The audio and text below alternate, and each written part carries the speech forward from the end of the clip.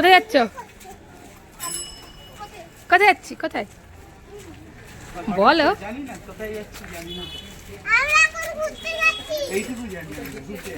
ব্যাগপত্র নিয়ে কোথায় চলেছো তোমরা সবাই? ঠিক আছে, ঠিক আছে, চলো।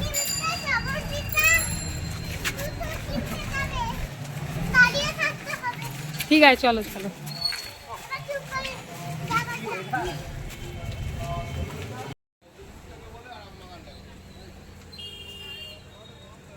হ্যাঁ, ঠিকই শুনেছ। যেমন সারার যারা বলছিল যে ওই দীঘার মতোই আনপ্ল্যান্ডভাবে আমরা কিন্তু বেরিয়ে পড়েছিলাম ঘুরতে, কিন্তু কোথায় যাচ্ছি দেখো তো, তোমরা বুঝতে পারো কি না যে আমরা কোথায় যাচ্ছি? রাস্তাটা কি একটুও চেনা চেনা মনে হচ্ছে? এইটা কিসের সামনে দিয়ে ক্রস করলাম বলো তো? আচ্ছা, আর বেশি সাসপেন্স না করে আমি বরং বলেই দিই, এটা কিন্তু আমরা জোকার রাস্তা বা ডায়মন্ড হারবার রোড ধরেছি। মানে আমাদের নেক্সট ডেস্টিনেশন যেটা আমরা আনপ্ল্যান্ডভাবে ঘুরতে যাচ্ছি সেটা ডায়মন্ড হারবারের ওপর দিয়েই যেতে হবে। এবার কি কিছুটা ধরা গেল যে আমরা কোথায় চলেছি? না, আরও একটু পর তোমাদেরকে পুরোটা রিভিল করি। তার আগে বরং তোমরা এই পুরো রাস্তার ভিডিও আর ওই যে আমাদের সাথে পাশে পাশে চলেছে আকাশে পূর্ণিমার চাঁদ, তাকে দেখতে দেখতে একটু এনজয় করো।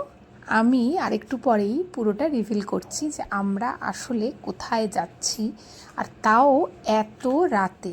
হ্যাঁ, রাতই কিন্তু, কারণ আমরা কিন্তু বাড়ি থেকে রওনা দিয়েছিলাম প্রায় তখন ঘড়িতে সন্ধে 7টা। সন্ধে 7টায় কোথাও বেরিয়ে যাওয়া মানে কিন্তু পৌঁছাতে পৌঁছাতে প্রায় অনেকটাই রাত হয়ে যাবে, তাই না? দেখতে থাকো ভিডিও, আমি তোমাদেরকে আস্তে আস্তে পুরোটাই বলছি, এবং আশেপাশের কী কী দেখতে পাচ্ছ সেটা দেখে তোমরা আশা করি গেস করতেও পারবে। দেখতে থাকো।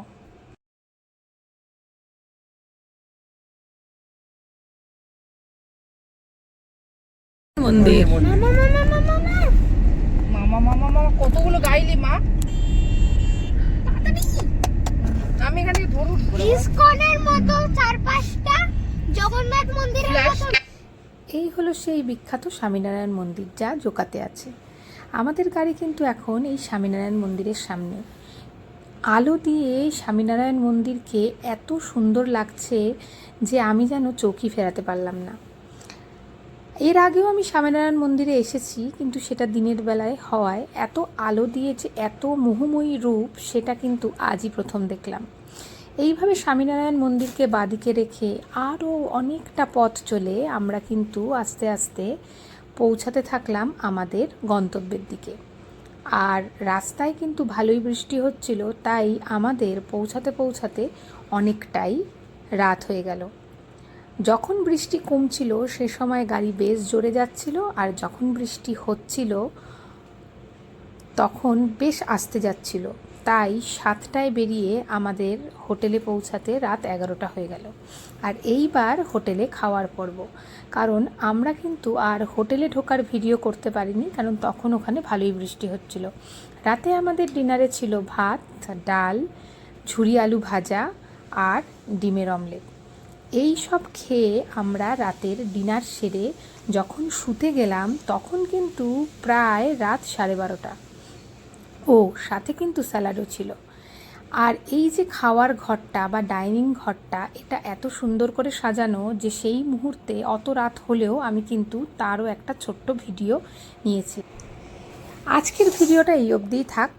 এর পরের ভিডিওতে তোমাদের জন্য পরের দিন আমরা কি কি দেখলাম, কি কি করলাম তার বেশ কিছু ভিডিও আর এই পুরো পেন্ট হাউসটার একটা ডিটেল ভিডিও নিয়ে অবশ্যই তোমাদের সাথে দেখা হবে।